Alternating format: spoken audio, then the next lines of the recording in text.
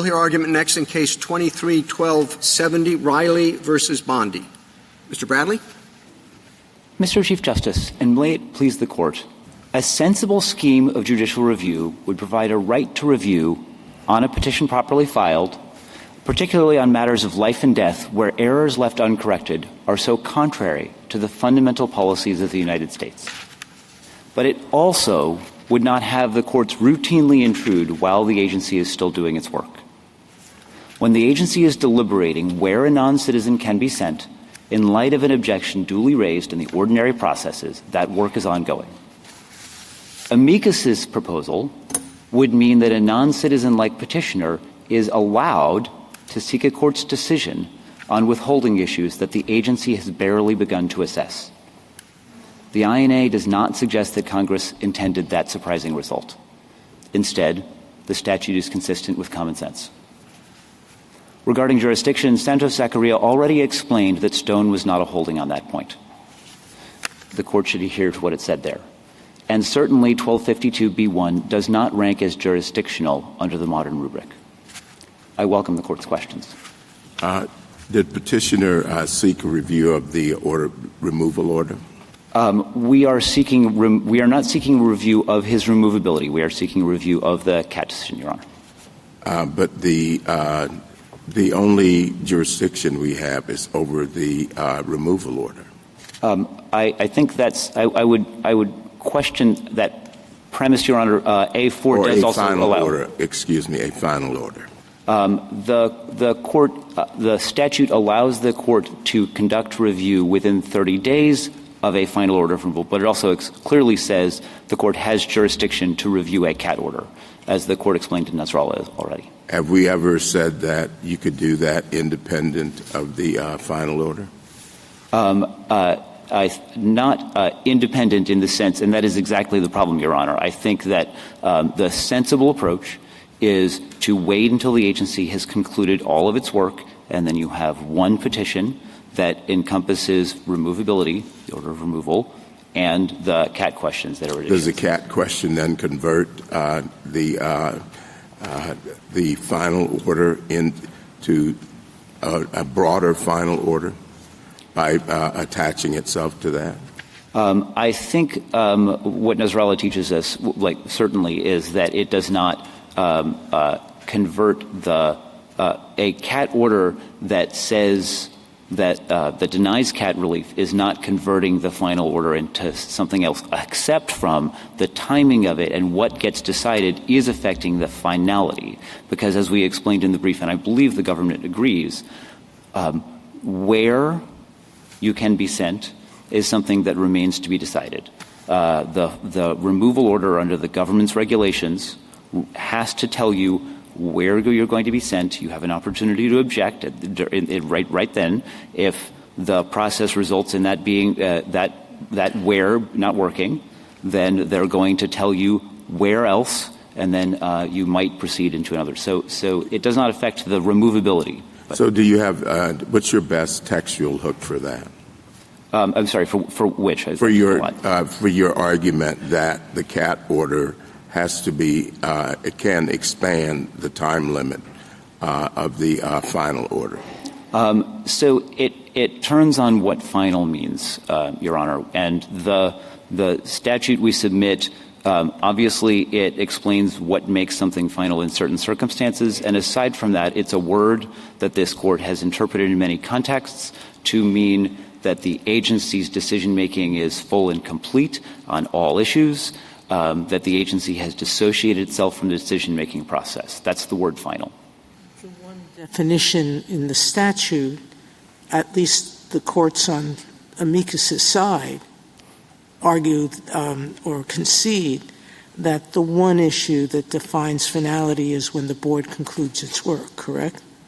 When the board concludes its work. That is correct. And here, when the board concludes its work, as you know, is after the CAT, because the CAT decision can change the final order, correct? Because it'll change. The final order says you are removable, you're going to X country, and the CAT order will say, no, make it Y country. So there is an amendment. There is an amendment. So this is almost like a conviction in a sentence, meaning the conviction is final in a district court until you appeal it, but you wait for the sentence for the appeal because you want the court to finish with everything at once.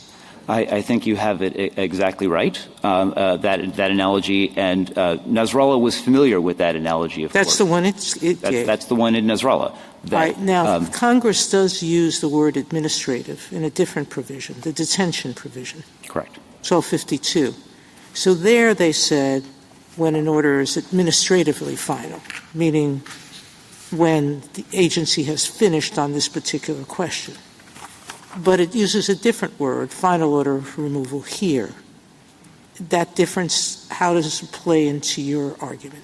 That difference, I think, is good support for us, in that administratively final, presumably the administratively means something. It points us to that moment is a different moment from the moment when the order is final for purposes of judicial review. Therefore, we would expect, not necessarily in every case, but we would expect that conceptually administratively different final is different from final. And so that point that Guzman Chavez pointed out, when detention can begin because one issue in the case has been resolved, is different from the case point when everything is finished, when the agency is fully finished with its work. That's final for judicial review. Just on the 30-day deadline, do you understand our position to be that we're never going to find a jurisdictional bar again?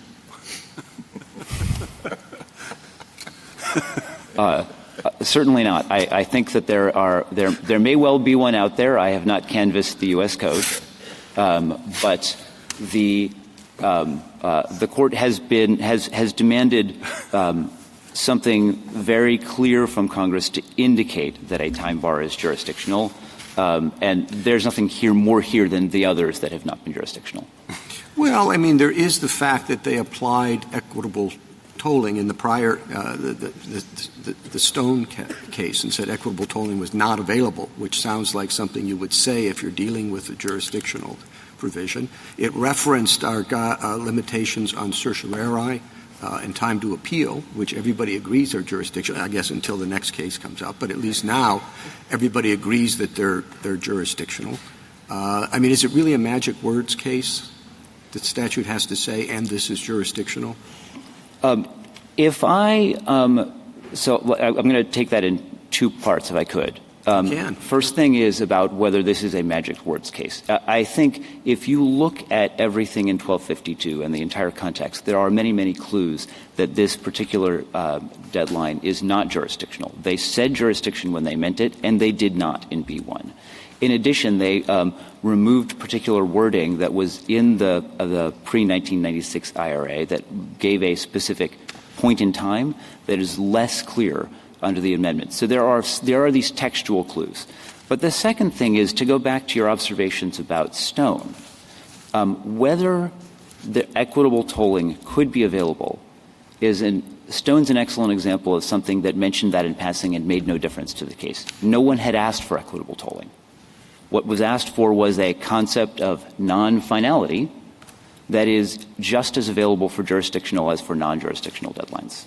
Mandatory claim processing, which are non-jurisdictional, you can't equitably toll either, correct? Also true.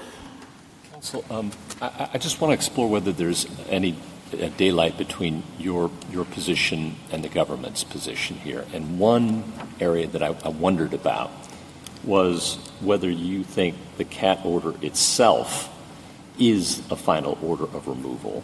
Pages 47, 48 of your brief kind of venture into that territory, whereas the government would say, no, the final order of removal is at 1228 Faro, but it doesn't become final until after the CAT resolution. So which is it? So I would say that there is a millimeter of deadline that will not matter. So let me explain that. We agree that the FARO is an order of removal. We agree with the government that that order of removal became final upon the conclusion of all of the administrative proceedings, when everything related to it was resolved. It seems to us also that the board's order was also an order of removal that was, of course, final at the same time, but you don't need to decide on that. I mean, that worries me with Nasrallah a little bit. If we were to say the CAT order is a final order of removal, that seems to me run headlong into Nasrallah, but the government's theory doesn't. The government's theory does not, I agree with you, and we share that theory as well. We think that the FARO was an order of removal that became final upon the completion of the proceedings. Is there any other daylight between you and the government in this case? Can't think of any. Oh, actually, sorry, one more, which is that also not really before the court, which is that we think that the 30-day deadline we agree that it's non-jurisdictional. We think it's not mandatory either, but that no one is asking the court to decide that particular question. Going back to Justice Thomas's question about textual basis for your position, are you relying at all on the zipper clause, 1252B9? Yes, we certainly are, because that is a sign that what we in the government are asking for is the sensible way to proceed. It is very clear that Congress intends for there to be judicial review of CAT claims. And the zipper clause is telling you that everything should come up in one petition. And how is that to be done? That is to be done by interpreting final to mean when the agency is fully concluded with its process. And you're getting your proposition that there's supposed to be judicial review of CAT claims from 1252A4? Correct. Which, of course, at least we read Nasrallah to have looked at that provision and concluded that Congress did indeed intend judicial review of CAT claims. You've referred to common sense and a sensible way to proceed. Do you think that's a characteristic that can be found in our recent related immigration decisions? I'd rather not comment on that if I could avoid it. But I will say that... Let me ask you. But the red light is on. But common sense is always the goal, I think, Your Honor. Justice Thomas, any further? Justice Well, see, the red light won't save you from this. My other question. Why don't we just say it's a magic words test? Unless Congress says it's jurisdictional, then it's not jurisdictional. These cases are endlessly interesting, and they fill up our docket, but I don't know what statutory provision that doesn't have the magic words will ever be held to be jurisdictional. Can you think of a possibility? Well, we know three, of course, Your Honor. 1291. They have a historical pedigree. Exactly. I cannot speculate to how Congress might write a statute that would do that, but I would reiterate this particular one, given the structure of the statute and the way the jurisdictional is used elsewhere in the statute, this deadline is a straightforward one to conclude it's not jurisdictional. This statute you're up. This statute is as clear as you can be. Yes. Some provisions say there's no jurisdiction. Exactly. This one doesn't.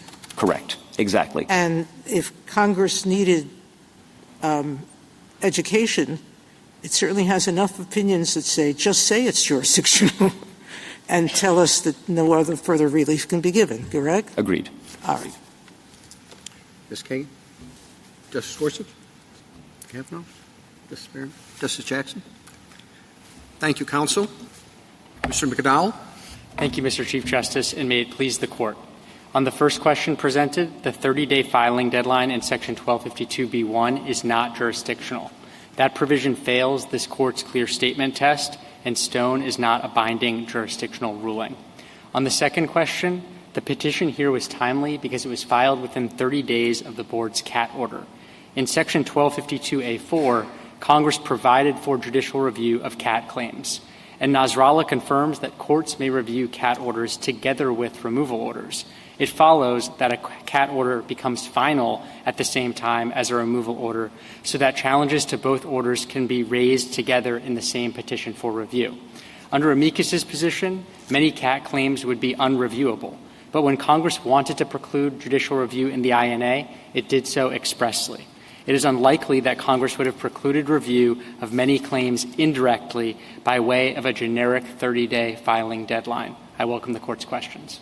Can you give us an example of a instance in which a claim B can be considered with appeal B can be considered with appeal A, but appeal B actually expands the time limit for appeal A? I think the best analogy is the one that Justice Sotomayor pointed to, which is that a conviction cannot be appealed until after the sentence, even though the sentence doesn't affect the validity of the conviction or merge into the conviction. Okay, let's try the civil context. Can you think of any other provision? I suppose there the way it would work in a remedial scheme, remedial decision as opposed to a liability decision, the remedial decision wouldn't affect the liability decision, but we would still, under the final judgment principle, not allow an appeal of the liability ruling until after the remedial decision is done. And I think the same basic logic applies here, because as Nasrallah points out, a CAT order does not affect the validity of a removal order, but our position is that the removal order doesn't become final until the end of CAT proceedings, because that's when the agency has finished its work on the case and disassociated itself from the case, which is the basic final judgment principle that always applies in judicial review in the courts of appeals. Dal, can you give us some examples of, you say that adopting Mikas's view would leave certain CAT orders unreviewable. Can you give us some examples? So I think under his position, I think the CAT order in this case would be unreviewable because petitioner didn't file the petition for review within 30 days of the Section 1228 I think your friend, though, in this case would say, well, he could have done. So our point is that if you're referring to the premature protective petition scheme idea, I think that there are two potential legal problems there. One is the zipper clause, which contemplates a single petition for review at the end of the case, whereas the premature filing of a petition supplemented by a later filing related to the CAT claim, I think runs counter to that idea. I also think that if the Court were to adopt amicus's reading of the statute, one potential upshot of that is that Congress intended to foreclose review of these claims. And if Congress wanted to foreclose review of these claims, we don't see how courts and litigants could adopt a workaround scheme to get around that.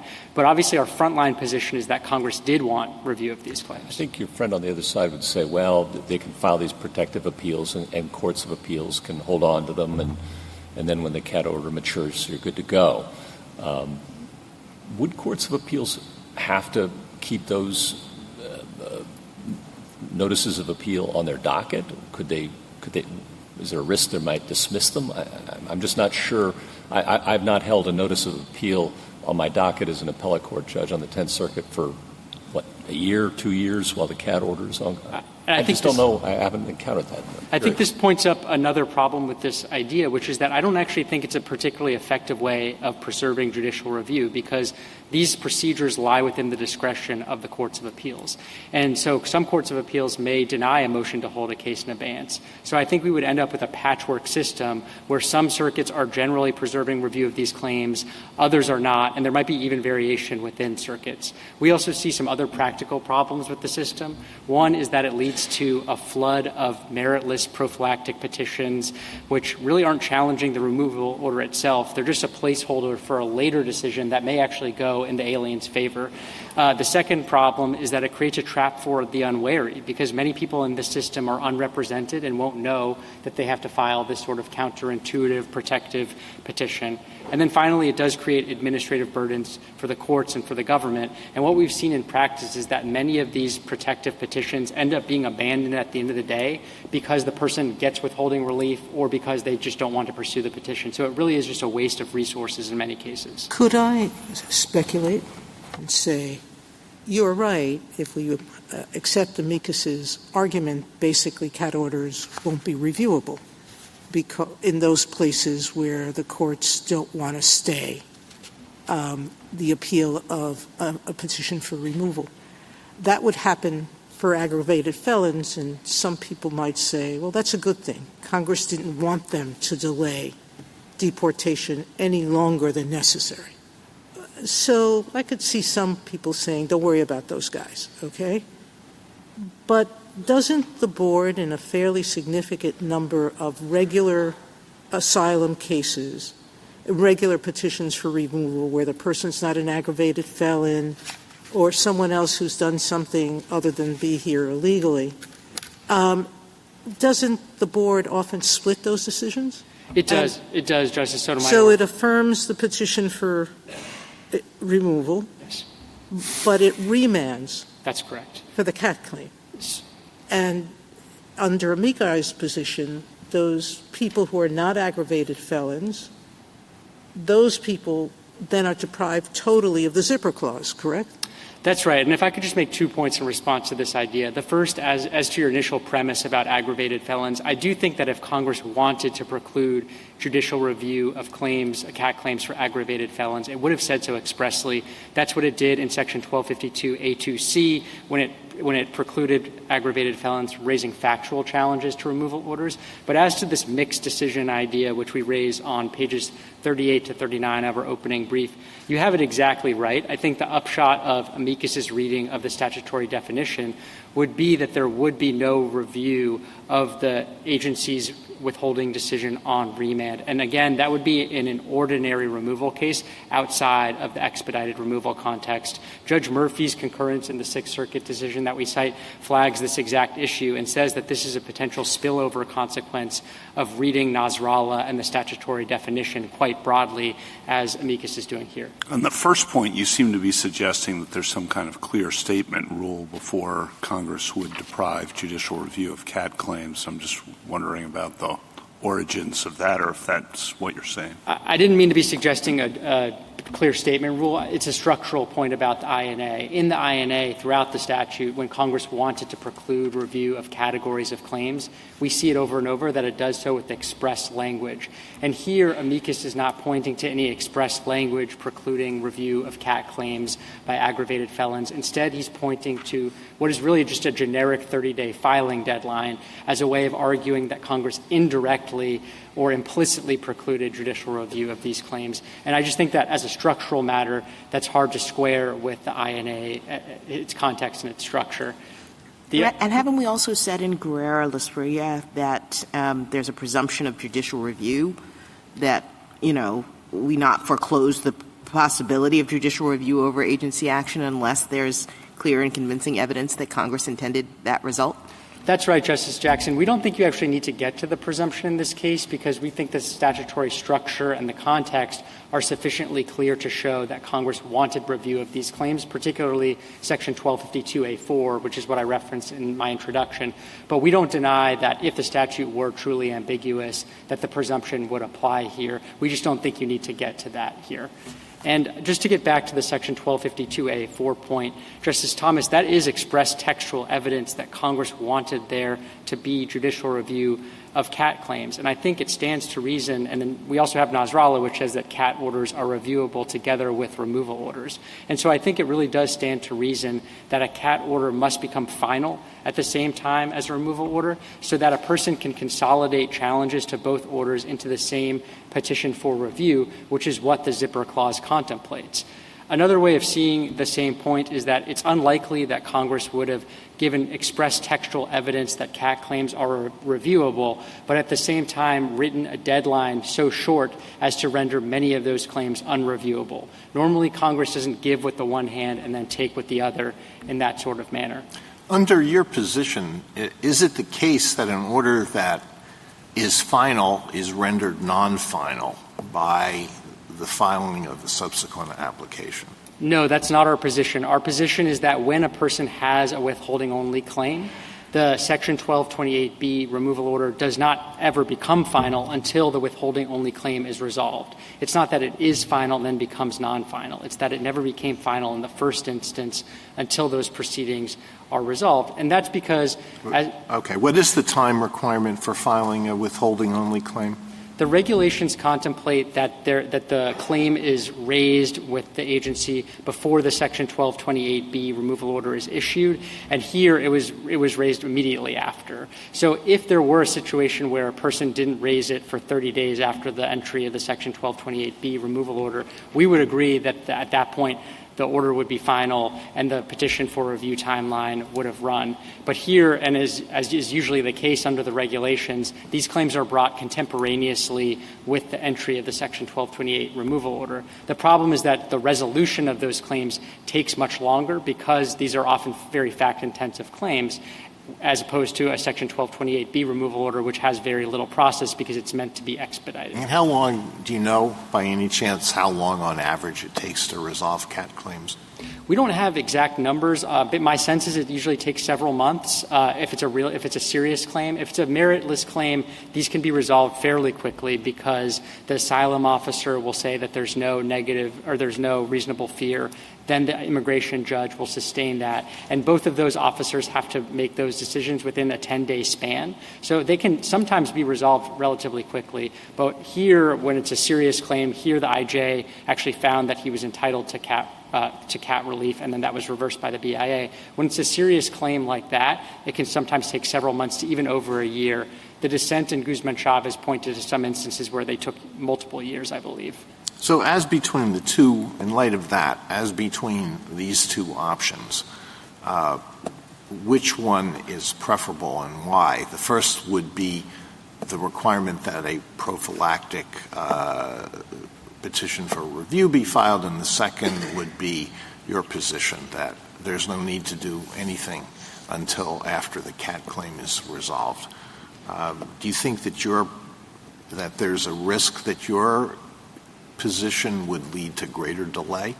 I don't think it would lead to greater delay because people are going to have incentives to bring these withholding-only claims no matter what, because they can always bring the claim before the agency, and the removal order will be stayed pending the agency's resolution of the claim.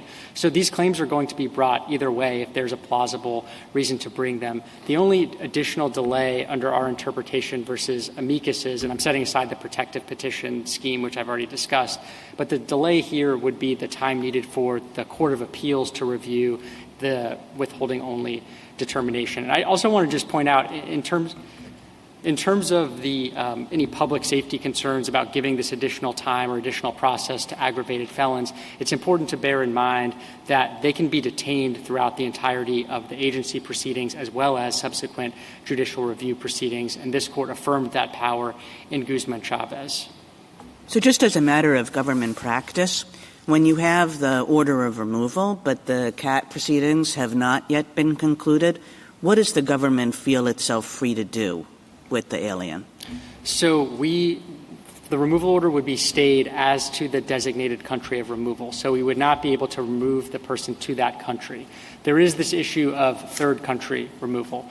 And in that circumstance, I want to first point out that under Title VIII, DHS does not pursue third country removal while the withholding-only proceedings are ongoing. But if it were to, the way it would work is this. So let me make sure I understand that. You think you have the legal right, That's right, to send the non-citizen to some other country where he doesn't have a CAT claim, but in fact the U.S. government does not exercise that right. Under Title VIII, we do not do that as a matter of practice. We do think we have the legal authority to do that with the following caveat. We would have to give the person notice of the third country and give them the opportunity to raise a reasonable fear of torture or persecution in that third country. If they raise that reasonable fear, the withholding-only proceedings would simply continue. They would just focus on the new country rather than the original one. But you don't have the legal power to remove the person to the country for which there is a pending CAT claim. That's exactly right. The regulations prohibit that. And that's another reason why we think that confirms that the removal order doesn't actually become final until the end of withholding-only proceedings. The withholding-only proceedings affect the implementation of the removal order for that very reason. If a person is granted CAT protection, that means that the person cannot be removed to the designated country of removal. Thank you, counsel. Justice Thomas, anything further?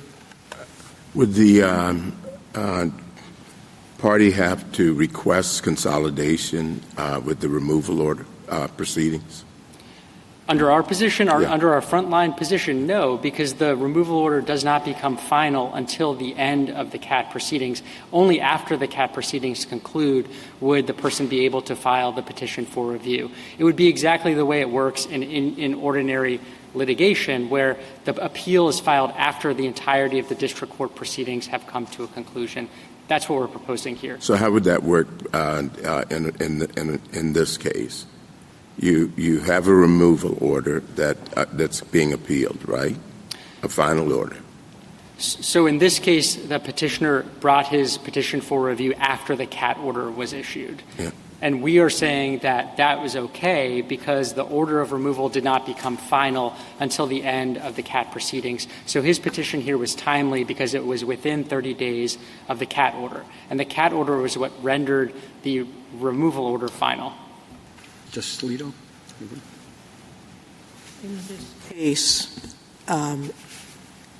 if we were to hold that the 30-day deadline is not jurisdictional, waivable, and if we disagree with you and accept amicus's second position, that a final order of removal is final when it's issued, regardless of the CAT, will the government honor their commitment to waive the deadline for Mr. Riley? Yes, we would. Justice Gorsuch? Justice Jackson? Thank you, counsel. Mr. Hammer? Mr. Chief Justice, and may it please the Court. Congress has barred courts from reviewing claims under the Convention Against Torture except on a petition for review of a final order of removal. Under Section 1252b1, such a petition must be filed not later than 30 days after the date of the final order of removal. The Fourth Circuit correctly held that Mr. Riley's failure to comply with that deadline meant it was jurisdictionally barred from reviewing his petition. The Fourth Circuit rightly recognized that the filing deadline is jurisdictional. This Court already held as much in Stone, which is a jurisdictional precedent in both reasoning and result. And Santos-Zachariah, which was focused on the INA's separate exhaustion provision, didn't disturb the deadline's jurisdictional status. The Fourth Circuit also correctly held that Mr. Riley's petition was untimely. The only order of removal in this case is the final administrative removal order. Section 1228b, the INA's statutory definition of a final order of removal, and Section 1231 all confirm that a final administrative removal order is, as its name indicates, final when issued. And as this Court explained in Guzman-Chavez, the finality of the order of removal does not depend in any way on the outcome of the withholding-only proceedings. Because Mr. Riley failed to file his petition for review within 30 days of his final order of removal, the Fourth Circuit correctly dismissed it as untimely. I welcome the Court's questions. How do you respond to the arguments that have been made this morning that that this expands the time for the removal order? I think that the statutory deadline requires filing the petition for review within 30 days of the final order of removal, and I think statutory text and context make clear that a final administrative removal order is final when it is issued. So what do you make of the argument that, I asked the other side whether or not, what textual basis they had for this? And, of course, I don't think there's much, but would you address that? Your Honor, the only textual basis that this Court has recognized for judicial review of a CAT claim comes from filing a petition for review of a final order of removal in compliance with the requirements of 1252. Nasrallah explained that allows the Court to review a CAT claim alongside a final order of removal, but if an alien does not file a petition for review within 30 days of the final order of removal, the Court is not able to review the CAT claim. Well, you seem to be assuming that there is a final order of removal, but maybe it's not final until the CAT claim has been resolved. In other words, what this order of removal is saying, it has sort of two parts. First, you're removable, and second, we're going to remove you to country X. And that second part, which is within, you're removable to country X, that's provisional. It's only country X if you fail on your CAT claim. So there's sort of like nothing final about a significant aspect of this order. So I disagree, Your Honor. Nasrallah made clear that CAT relief does not affect the validity of the order of removal and does not disturb the final order of removal. And Guzman-Chavez repeated all of that, making clear that withholding only does not affect the finality of an order of removal. And with respect to what the final order of removal here actually says, I would direct the Court to page 8 of the Joint Appendix, which says that Mr. Riley was ordered removed to Jamaica or any alternate country prescribed by Section 1231. So there wouldn't be any need for amendment. The alternate countries are already there, provided by the final administrative removal order, Your Honor. I don't understand your distinguishing Santos-Zakaria. It seems to me that if Stone's jurisdictional language was binding in the way that you claim, that it would have governed the outcome in that case as well, because both of them are in the same provision related to judicial review. So can you just help me to parse them in the way that you have done? Yes, Your Honor. I think Stone is a jurisdictional holding as to the filing deadline that it actually considered. I take Santos-Zakaria to be responding to the government's argument in that case that the entirety of the INA's judicial review provision, everything in Section 1252, was jurisdictional, and Santos-Zakaria's comments were in reflection to that. But it was not – I don't take any of the comments in Santos-Zakaria to be saying that Stone was not jurisdictional in any respect, even with regard to the filing deadline that it did consider. If Santos-Zakaria had been saying that, it would not have needed to go on in that paragraph to point out that Stone did not address the exhaustion provision that was at issue in Santos-Zakaria. Well, true. It's true that Santos-Zakaria came up in a particular context, but it was responding to the assertion that Stone established the jurisdictional nature of this. And I thought Santos-Zakaria pointed out that Stone was a drive-by jurisdictional holding. It was pre-Arbar. It really didn't do the work that was necessary to establish a binding holding related to the jurisdictional provision. So, Your Honor, I don't understand either of the comments in Santos-Zakaria to be saying Stone was not jurisdictional with respect to the filing deadline. You have the did not attend to comment in Santos-Zakaria. I understand that to be a reference to not applying Arbar's clear statement rule. You have the was not central comment, and I think that is a reflection of the government's argument in Santos-Zakaria about the entirety of the All right, we'll play out the counterfactual. If you're right that Santos-Zakaria was not talking about the jurisdictional nature of the provision that Stone was looking at, where does that leave Santos-Zakaria? Well, Your Honor, I think it could be a reflection on the entirety of the government's argument in that case, that the entirety of the INA's judicial review provision, far beyond the filing deadline, was not jurisdictional. But even if I'm wrong about those comments, and those comments were meant to say that Stone was not jurisdictional in any respect, even with regard to the filing deadline that it did consider, I don't think that was necessary to the result in Santos-Zakaria. Santos-Zakaria was focused only on the separate exhaustion provision that was not at issue in Stone. And I think I would take the lesson from this Court's decision in Thrive to be that when the issue is what this Court held in a prior decision, this Court should look to that prior decision and not a subsequent opinion interpreting it. Mr. Hammer, can you think of another situation in which judicial review is precluded just by virtue of the way the fast track or the two-track system works? In other words, we're not looking at a situation, putting aside the zipper clause, but we're not looking at a situation where Congress has said expressly that in this situation where you have a fast track removal, judicial review is precluded. It's simply by operation of the fact that the removal order is going to have to be executed before the withholding claim gets all the way through. Is there another situation like that? So two responses, Your Honor. First, I don't think judicial review of orders concluding withholding-only proceedings is precluded by the Fourth Circuit's reading. The parties have identified various ways by which aliens could obtain review of those orders. Well, let's assume the government's kind of disclaimed that now. So if those aren't, in this hypothetical, just assume those are off the table. Yes, Your Honor.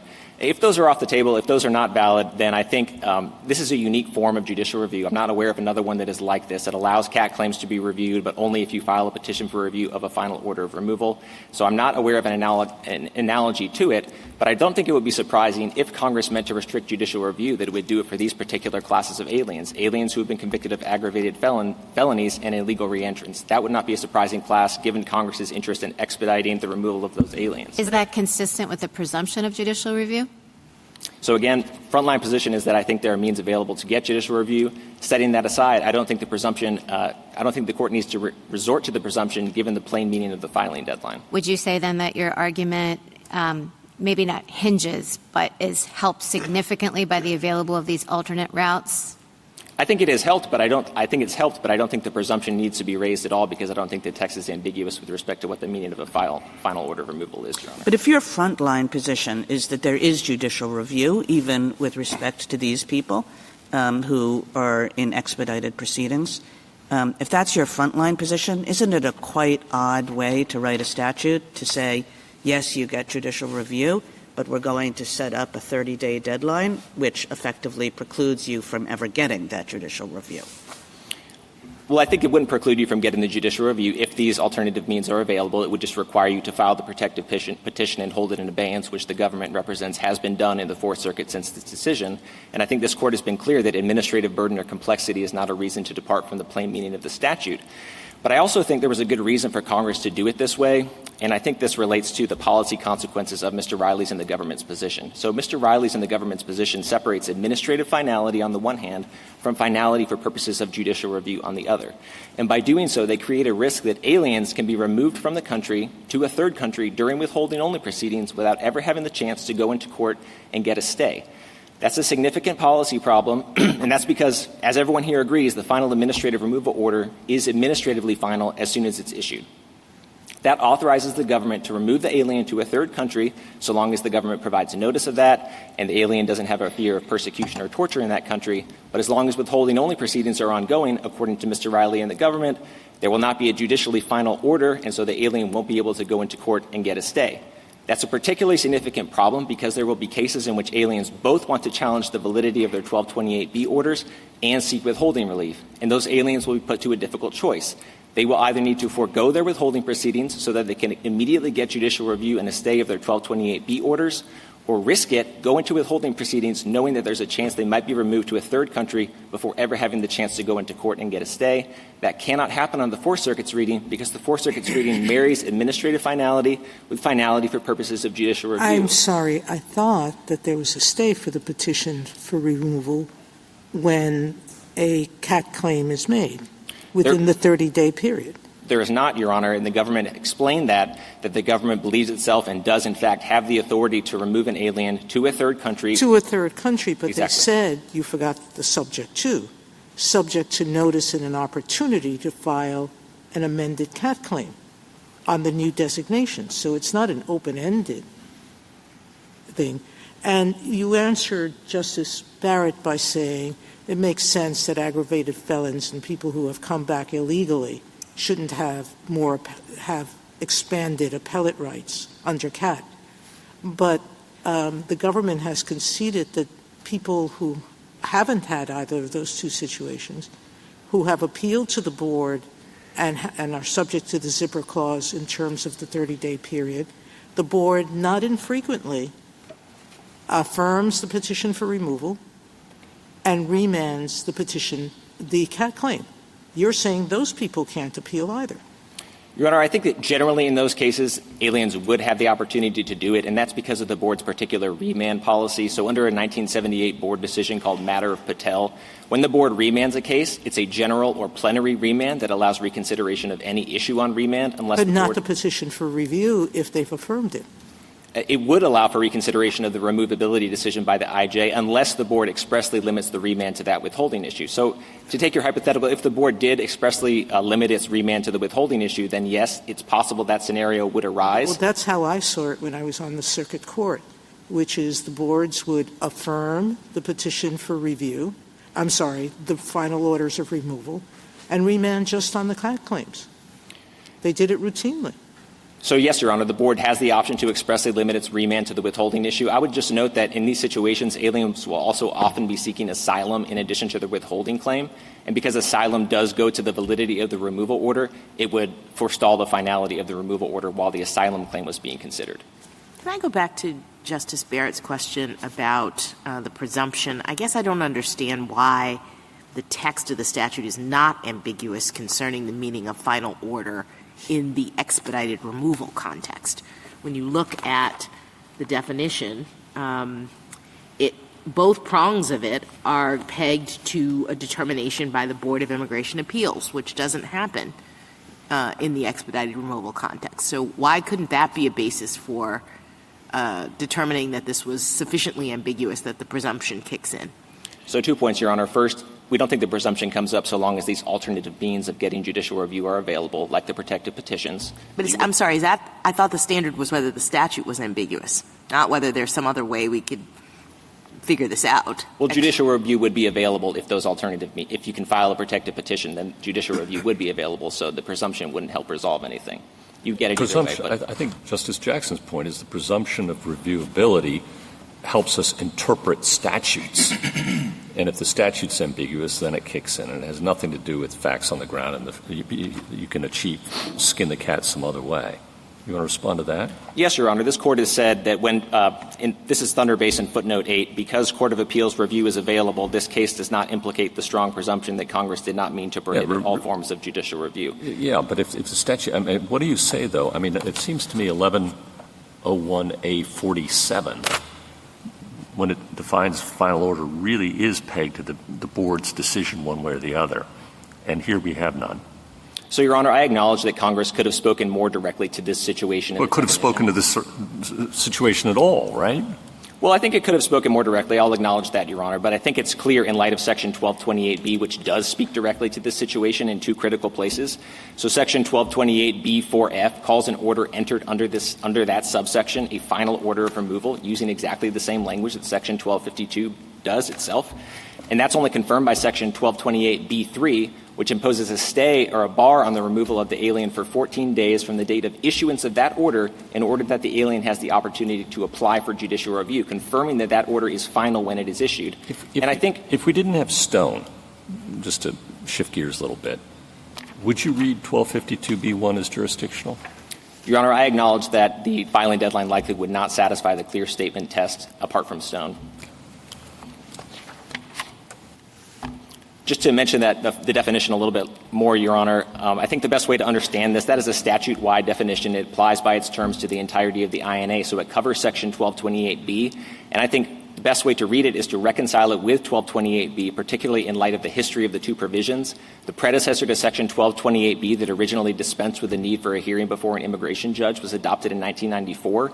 DOJ adopted regulations implemented in 1995 that did away with the need for any board review. So by the time Congress came in AEDPA in 1996 to add this definition, it already had this part of the statute. It already knew the statute called this a final order of deportation, and yet it adopted this definition. I think the best way to read it together with that is to reconcile it to say that the period for board review expires immediately when no board review is allowed. But if you disagree with me on that, I think Section 1228B itself answers this question, and it's strongly supported by Section 1231 and what this Court said about administrative finality in Guzman-Chavez. As the government acknowledges in its reply— What do you say about the possibility that some courts of appeals won't allow these protective appeals to sit on their books for years on end?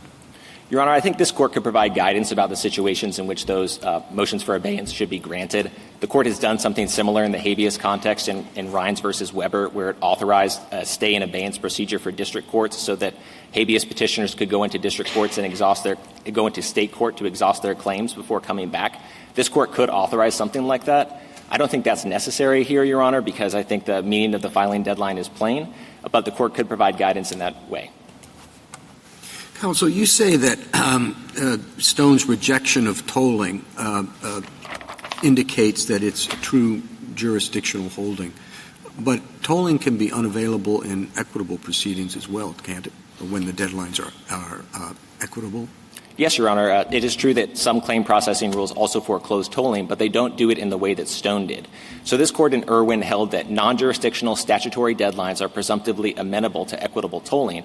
We see nothing like a rebuttal in Stone of that presumption of equitable tolling. Instead, we see the automatic and reflexive connection of the Court's holding that the deadline is jurisdictional to the consequence that it doesn't allow for equitable tolling. That's the exact opposite of what happened in Beggarly, the case that this Court analyzed in Wilkins and said didn't count as a definitive jurisdictional precedent. It had an extensive analysis of equitable tolling, and the Court said if it was a true jurisdictional deadline, it wouldn't have needed that extensive analysis, and that's exactly what we have in Stone, a direct and immediate connection between the conclusion that the deadline is jurisdictional and the consequence that it doesn't allow for equitable tolling. Well, you also argue that the citation of the cert deadline and the appeal deadline is very, very significant here. But those seem to be quite different in the sense that you're dealing with vertical deadlines of quite some significance. And I wonder whether that is a particularly compelling analogy.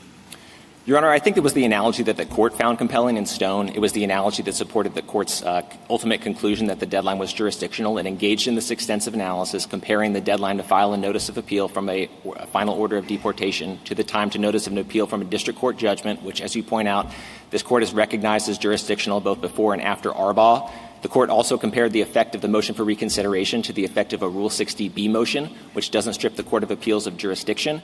And I think that the force of that analogy is that it shows the court understood the filing deadline as a window of time in which the Court of Appeals could assert jurisdiction regardless of any motion for reconsideration, and after which it could not assert jurisdiction, just like in the notice of appeal context. I think all of that analysis supported what happens on page 405 of Stone and shows that the court truly meant what it said when it said that the deadline was jurisdictional.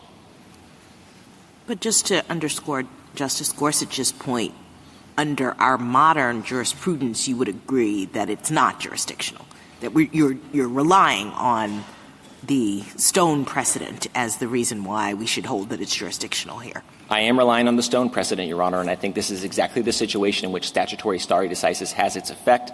As this court recognized in John R. Sand and Gravel, abiding by this court's statutory decisions serves important system-wide reliance interests, promotes the overall stability and predictability of the law, and it's particularly important here because just a year after Stone, Congress and IRIRA further restricted the availability of judicial review. And we can rely on Stone to reach the jurisdictional holding that you would like us to reach, notwithstanding Santos-Sicaria's statement that in Stone, whether the provisions were jurisdictional were not central to the case. Yes, Your Honor. I don't understand that statement to be reflecting on Stone's analysis of the deadline, and to the extent I'm wrong about that, I don't think that was part of Santos-Sicaria's holding. I don't think it would bind this court, just like in the Thrive case, Your Honor. Mr. Hammer, when I asked you before why we should think of the order of removal as final, given that it's distinctly non-final, distinctly provisional as to an important aspect, which is where you're going to remove the person to, you countered to me Nasrallah.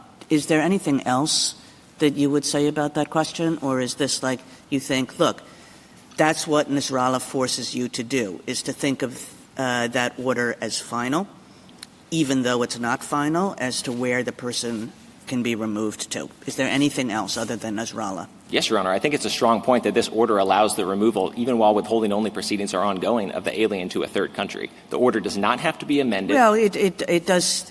So it is. It has settled the question of whether you can remove the alien to, any other country, but it has not settled the question as to whether you can remove this person to Jamaica here. So that continues to be an up-for-grabs question. And as I understand the government's argument, it's like as long as that's an up-for-grabs question, the order is not final. Now, you come back and you say Nasrallah, so I take the point. We have to now go read Nasrallah and see what it said and what it didn't say. But I'm not hearing anything else from you. Your Honor, no. I think the statutory text itself, so we talked about 1228B and the clear indications that that order is final when issued. 1231 also confirms I'm sorry. that. What in that tells you it's final as issued? It's called the final order of removal. Well, the question is, what is a final order of removal? Okay, so Section 1228B3 indicates that you can seek judicial review within 14 days of the issuance of the order, which would not be possible if withholding-only proceedings suspended the finality of that order. So I think that's a strong indication that it's final. But I would also point to Section 1231 and what this Court said about administrative finality in Guzman-Chavez, because many of these arguments were also raised in Guzman-Chavez, that indeterminacy as to the where question suspended the finality of the removal order. And the Court rejected that for purposes of administrative finality in Guzman-Chavez. I think there's a strong presumption that also governs finality in Section 1252, and we can see evidence of that in the statutory text in Section 1252B8A, which cross-references Section 1231 and uses the words a final order of removal to indicate the beginning of the removal period under Section 1231. So Congress is using these two terms interchangeably, and for the reasons we discussed, it makes sense for them to do so because administrative finality is the point at which the alien is then put at risk of being removed to a third country. It doesn't make sense to have judicial finality for purposes of judicial review be suspended for some period of time while the alien is at risk of being removed to a third country. Thank you. Thank you. Justice Alito? Anything further? Justice Gorsuch? Justice Kavanaugh? All right. Thank you, counsel. Mr. Bradley, rebuttal? Thank you. A couple of observations, really three things I'd like to say. One is on the question whether somebody can be removed to a third country while the withholding proceedings are in process. I'd like to point the court to the regulation at our Appendix 29A in the petition that says such alien shall not be excluded, deported, or removed before a decision is rendered on his or her asylum application. And that term is defined in the regulation to include the withholding claims. So it is, as the government and we have said, that while they have the statutory authority to remove you to somewhere else, the actual administrative process is that by their own regulations, they cannot unless they they designate another country. This is actually 20A in the appendix, that they must designate the country of removal and then give you another chance if it's a third country, you might raise an objection as to that one. By contrast, in the judicial process, of course, there is no automatic stay. This was a change in IRIRA. We have a stay in this case, but that is within the discretion of the circuit courts. I'd like to come back to 1228B3. This is the provision that says that there is a pause for 14 days. That has a great deal of force in a case where there is no withholding claim.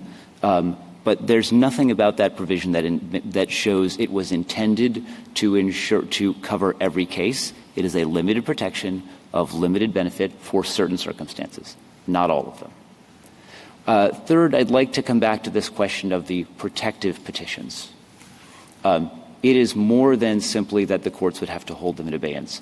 The government is right about the volume, that you will have to petition in every case because you won't even know yet what the BIA's decision, what the IJ's or BIA's decision will be and whether there will be grounds to challenge it.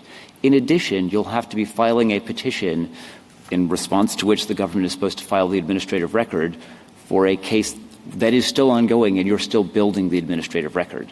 So the headaches for doing this nationwide are contrary to any other judicial review scheme that I can think of. Thank you, counsel. Mr. Hammer, this court appointed you to brief and argue this case as an amicus curiae in support of the judgment below. You have ably discharged that responsibility, for which we are grateful.